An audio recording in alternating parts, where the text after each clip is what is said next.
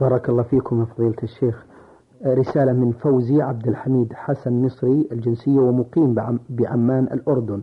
يقول في رسالته: ما مدى صحة الحديث القائل الذي فيما معناه من بر الوالدين بعد مماتهما أن تصلي لهم مع صلاتك، أن تصلي لهما مع صلاتك، وأن تصوم لهما مع صيامك؟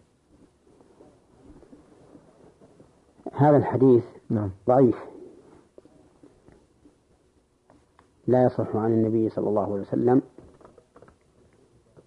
ولكن من بر الوالدين بعد مماتهما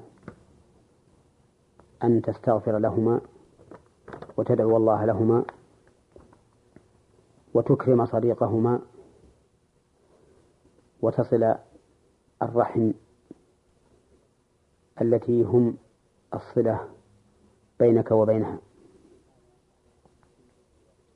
هذا من بر الوالدين بعد موتهما.